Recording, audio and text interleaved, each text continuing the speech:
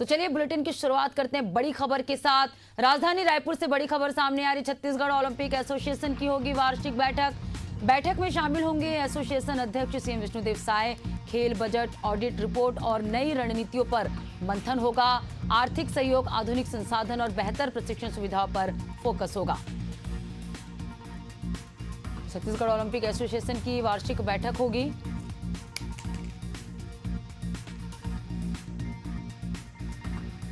Chhattisgarh Olympic की वार्षिक बैठक होगी। बैठक में शामिल होंगे एसोसिएशन अध्यक्ष सीएम विष्णुदेव साय। खेल बजट, ऑडिट रिपोर्ट और नई रणनीतियों पर मंथन होगा। आर्थिक सहयोग, आधुनिक संसाधन और बेहतर प्रशिक्षण पर सुविधाओं पर फोकस किया जाएगा। तो छत्तीसगढ़ ओलंपिक एसोसिएशन की वार्षिक बैठक होगी। बैठक में शामिल होंगे एसोसिएशन अध्यक्ष सीएम विष्णुदेव साय। खेल बजट, ऑडिट रिपोर्ट और नई रणनीतियों पर मंथन होगा। आर्थिक सहयोग, आधुनिक संसाधन और बेहतर प्रशिक्षण सुविधाओं पर फोकस होगा। बड़ी खबर आपको बता रहे हैं, छत्तीसगढ़ ओलंपिक एसोसिएशन की वार्षिक बैठक होगी।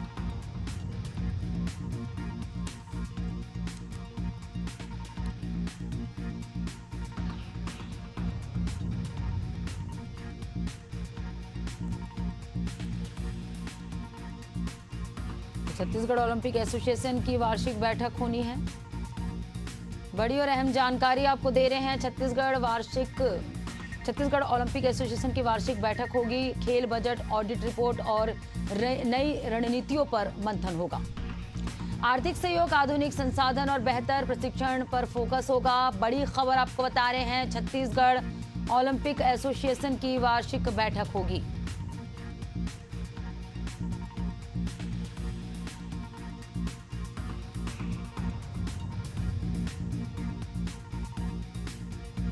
बड़ी खबर आपको बता रहे हैं, छत्तीसगढ़ ओलंपिक एसोसिएशन की वार्षिक बैठक होगी।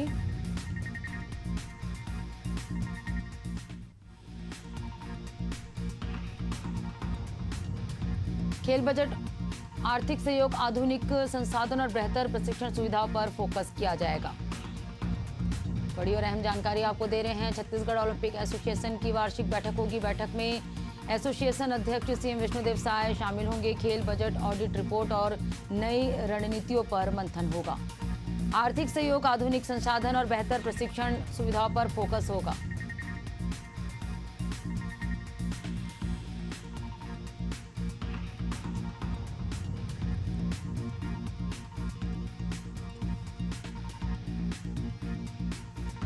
आर्थिक सहयोग, आधुनिक संसाधन और बेहतर प्रशिक्षण सुविधाओं पर फोकस होगा। बड़ी खबर आपको बता रहे हैं, छत्तीसगढ़ ओलंपिक एसोसिएशन की वार्षिक बैठक होगी।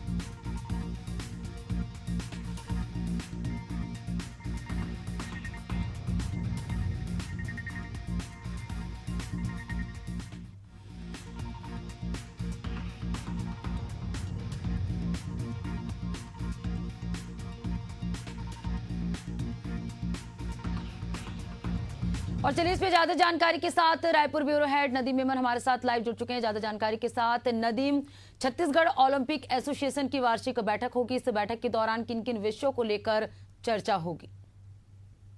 देखिए, आपको बताना चाहूंगा कि आज छत्तीसगढ़ ओलंपिक संघ का की वार्षिक बैठक आयोजित की गई है। ये बैठक काफी अहम है क्योंकि साल भर का जो है वार्षिक प्रतिवेदन यहाँ पर प्रस्तुत किया जाएगा। आगामी खेल को लेकर रणनीति बनाई जाएगी और इसके अध्यक्ष जो है वो मुख्यमंत्री विष्णुदेव साय है, तो उनकी अध्यक्षता में आज बैठक होगी। शाम 5 बजे जो है सर्किट हाउस में ये बैठक होनी है, जिसकी अध्यक्षता मुख्यमंत्री विष्णुदेव साय करेंगे। इसमें आगामी जो रणनीति है खेल को लेकर के, ओलंपिक को लेकर के, उसकी जो है रणनीति यहाँ पर बनेगी, आने वाली कार्य योजना बनेगी। साथ ही जो पिछला काम किया है उसका जो है लेखा जोखा आज जो है पेश होने वाला है। साथ ही जो खेलों से जोड़कर खिलाड़ियों को किस तरह से आगे बढ़ाना है, आर्थिक सहयोग और आधुनिक संसाधनों से लैस करना है, आधुनिक जो है खेलों में जिस तरह से नई नई टेक्निक आ गई है उससे किस तरह से जोड़ना है, इस पर जो है बात होने वाली है। साथ ही ये भी तय किया जाए प्रशिक्षण और जो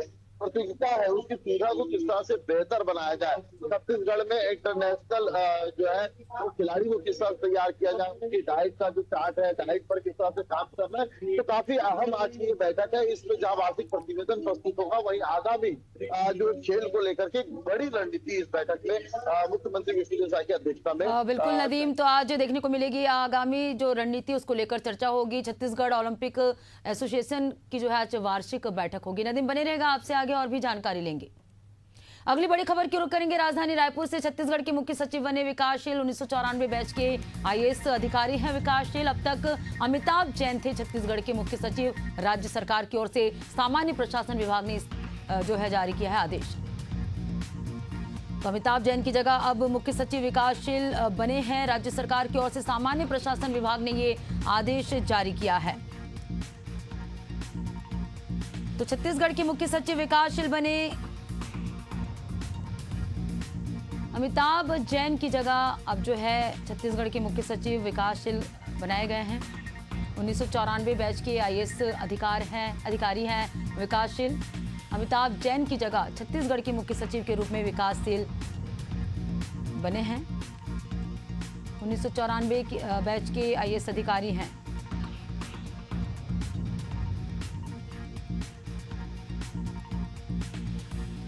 और सहयोगी नदीम हमारे साथ लगातार बने हुए हैं। नदीम, छत्तीसगढ़ के मुख्य सचिव विकासशील बनाए गए हैं। अमिताभ जैन की जगह उन्हें अब जो है छत्तीसगढ़ का मुख्य सचिव बनाया गया।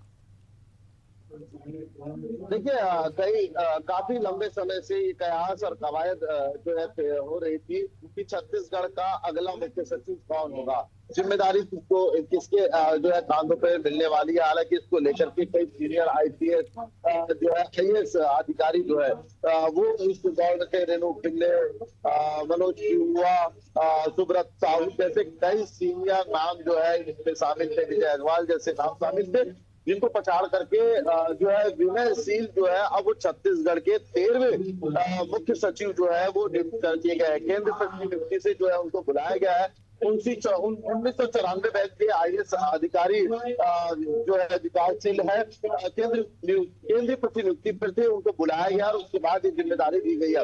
हालांकि देखिए इसके काफी बड़ी वजह है कि कई सीनियरों के रहते हुए उनके सामने के जूनियर जो है विकासशील को जिम्मेदारी दी गई है, क्योंकि ये माना जा रहा था कि मुख्यमंत्री के विश्वसनीय लोगों में जो है विकास शामिल है। उनकी कार्यशैली जिस तरह से संवेदनशील रही है, उनका कार्य जिस तरह से रहा है और जिस तरह से सरकार की विश्वसनीयता उन्होंने हासिल की है, उसके चलते ये जिम्मेदारी जो है विनयशील को विकासशील को जो है दी गई है।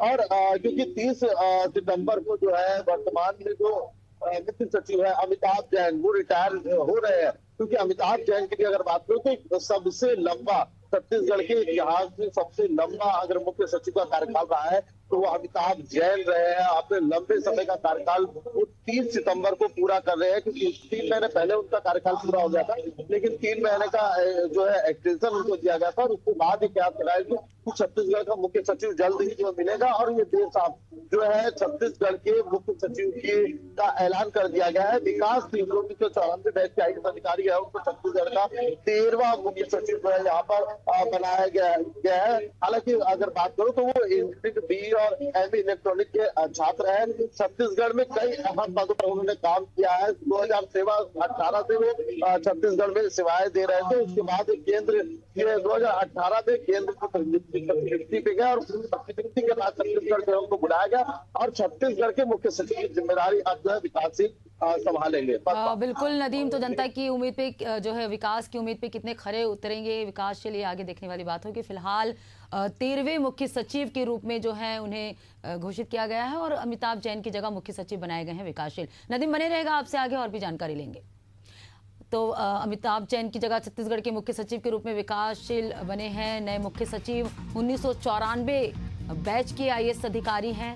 13वें मुख्य सचिव के रूप में विकासशील को जो है यहाँ पर ये पदोन्नति दी गई है मुख्य सचिव के रूप में। अमिताभ जैन थे छत्तीसगढ़ के पहले मुख्य सचिव, अब छत्तीसगढ़ के नए मुख्य सचिव के रूप में विकासशील बने हैं। 1994 बैच के आईएएस अधिकारी हैं विकासशील।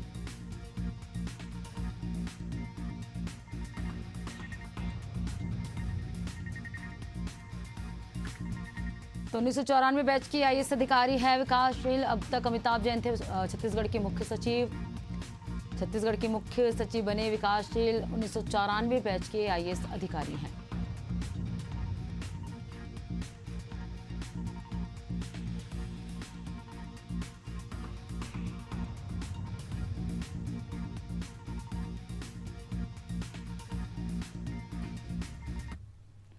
अगली बड़ी खबर की रुख करेंगे। कवर्धा में आदिवासी युवती से गैंग रेप का मामला सामने आया। कांग्रेस ने घटना की जांच के लिए कमेटी बनाई। पूर्व मंत्री अनिला भेड़िया जांच कमेटी के संयोजक नियुक्त की गई। विधायक संगीता सिंह, यशोदा वर्मा, पूर्व विधायक ममता चंद्राकर कमेटी में शामिल है। जांच कमेटी जल्दी घटनास्थल का दौरा कर पीड़िता से मुलाकात करेगी।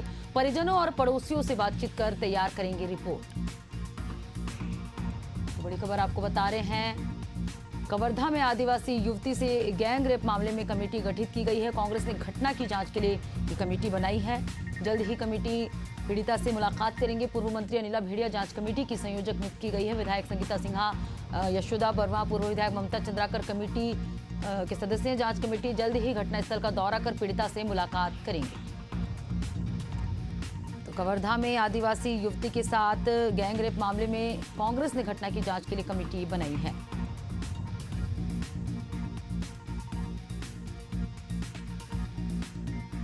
तो आदिवासी युवती के साथ हुई गैंग रेप के बाद कांग्रेस ने यहां पर जांच कमेटी बनाई है।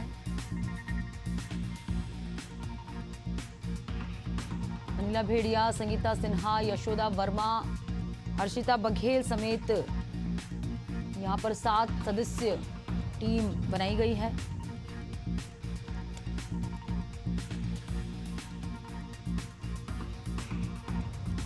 और चलिए इस पे ज्यादा जानकारी के साथ सहयोगी नदीम हमारे साथ लगातार बने हुए हैं। नदीम, कवर्धा में आदिवासी युवती के साथ हुए गैंग रेप मामले में कांग्रेस ने जांच कमेटी का गठन किया है। क्या आगे अपडेट है? जांच कमेटी क्या कब तक पहुंचेगी और उस जगह का मुआयना करेगी? देखिए, आपको बताना चाहूंगा, बीते दिनों कवर्धा में जो है एक आदिवासी युवती के साथ सामूहिक दुष्कर्म का मामला जो है सामने आया। जिस तरह से वो लड़की अपने चाचा के घर रुकी थी और किसी बात पर विवाद हुआ। विवाद के बाद रात के 2 से 3 बजे जो है घर से वो निकल गई। बस स्टैंड पहुंचती है।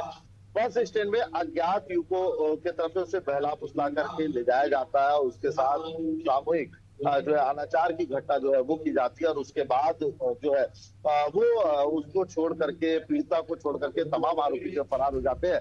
फरार होने के बाद युवती जो है वो पुलिस थाने पहुंचती है और अज्ञात आरोपी के खिलाफ जो है मामला दर्ज कराती है।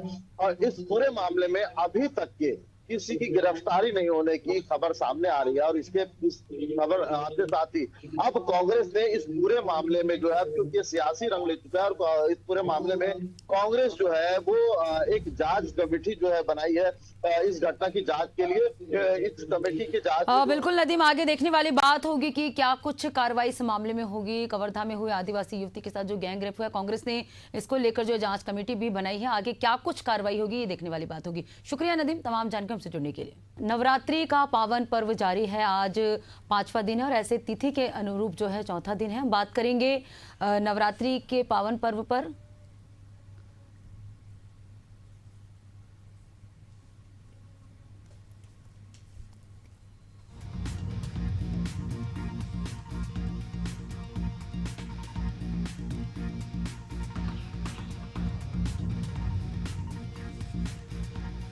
तो नवरात्रि का महापर्व चल रहा है और आज 5वां दिन है और तिथि के अनुरूप जो है आज 4था दिन है। माँ दुर्गा के चौथे स्वरूप माँ कुष्मांडा स्वरूप की पूजा अर्चना की जाती है।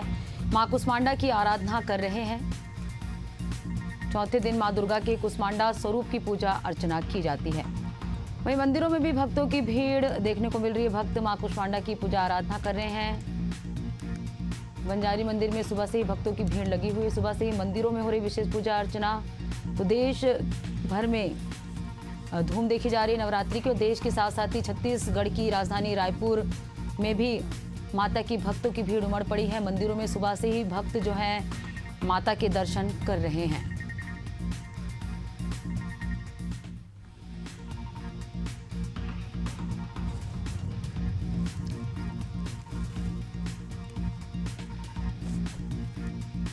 तो मां कुष्मांडा स्वरूप की पूजा अर्चना करने का आज विधान है। मां दुर्गा के चौथे स्वरूप मां कुष्मांडा को समर्पित है। आज शारदीय नवरात्र का 5वां दिन है वैसे तो, लेकिन तिथि के अनुरूप आज चौथे तिथि की पूजा अर्चना मां कुष्मांडा के रूप में की जा रही है। बंजारी मंदिर में सुबह से भक्तों की भीड़ देखने को मिल रही है। सुबह से ही मंदिरों में हो रही विशेष पूजा और आरती। देश भर में तमाम मंदिरों में पूजा अर्चना भक्त कर रहे हैं। मां दुर्गा के अलग अलग स्वरूपों की पूजा अर्चना की जा रही है। सुबह से ही भक्त मंदिरों में पहुंच रहे हैं और माता के दर्शन कर रहे हैं। तो देवी मंदिरों में सुबह से ही भक्तों की भीड़ देखी जा रही है। शारदीय नवरात्रि का आज 5वां दिन और तिथि के अनुरूप जो है चौथा दिन है। चौथे स्वरूप मां कुष्मांडा की पूजा अर्चना की जाती है। तो आज चौथे दिन मां की क्या विशेष पूजा अर्चना की जा रही है, मां कुष्मांडा स्वरूप की पूजा अर्चना की जा रही है, ये तमाम जानकारी के लिए हमारे साथ मंदिरों से भी हमारे सहयोगी जुड़ चुके हैं। राजधानी भोपाल से सहयोगी दुष्यंत हमारे साथ जुड़ चुके हैं। दुष्यंत, आज वैसे तो नवरात्रि का 5वां दिन है, लेकिन चौथे तिथि के अनुरूप मां कुष्मांडा स्वरूप की पूजा अर्चना करने का आज विधान है। मंदिरों में क्या माहौल, क्या नजारा देखने को मिल रहा है, क्या विशेष पूजा अर्चना आज की जाएगी?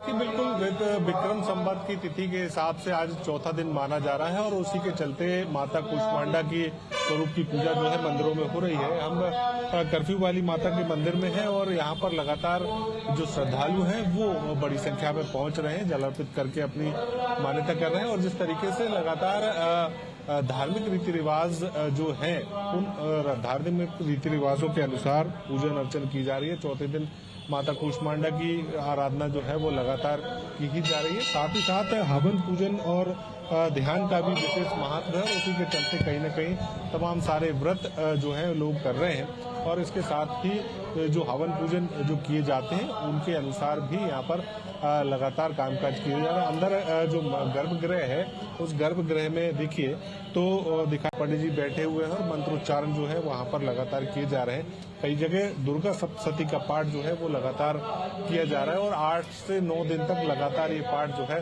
वो किया जाता रहता है। लगातार भक्तों की संख्या जो है मंदिर में बढ़ती हुई नजर आ रही है। सुबह से ही चाहे हर एक वर्ग के जो श्रद्धालु हैं वो इस मंदिर का रुख कर रहे हैं, क्योंकि इतिहास एक बड़ा ही अनोखा यहाँ का रहा है और उसी के चलते कहीं न कहीं यहाँ पे लोग जो है अपनी आस्था के चलते बड़ी संख्या में पहुँचते हैं। इस तरीके से अगर बात की जाए आज के दिन की तो हम यहाँ पंडित जी हैं उनसे ही बात कर लेते। पंडित जी, आज चौथी तिथि के हिसाब से पूजा हो रही है, माता कुष्मांडा के स्वरूप की पूजा हो रही है, किस तरीके से देखें आज की पूजा क्या होनी? माँ भगवती के आज वैसे तो 5वां दिन है और तिथि के अनुसार आज भी चतुर्थी ही मनाई जाएगी। माता कुष्मांडा की पूजन अर्चना हो रही है और प्रतिदिन पूजा अर्चना माँ भगवती की किसी न किसी रूप में होती है।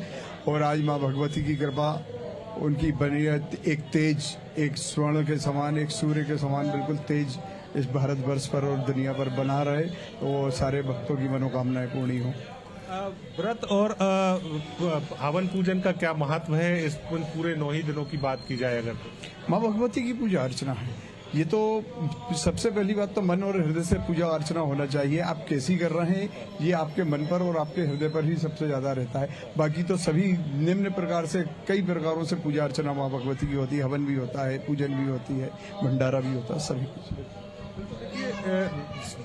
सच्चे मन से ध्यान करके माता का पूजन अर्चन जो है वो किया जाना चाहिए और यही तमाम सारे धर्माचार्यों का कहना है कि भगवान जो है वो कहीं ना कहीं भक्तों के भाव के भूखे होते हैं। बिल्कुल दुष्यंत, तो 9 दिन के ये पूरे 9 दिन ही पूरे जो है विशेष है और माता दुर्गा के अलग अलग स्वरूपों की पूजा अर्चना की जाती है। आज माँ कुष्मांडा स्वरूप की पूजा अर्चना की जा रही है। भक्त जो है मंदिरों में पहुंचने लगे और मंदिरों का माहौल भी काफी भक्तिमय नजर आ रहा है। शुक्रिया दुष्यंत तमाम जानकारी और हमसे जुड़ने के लिए।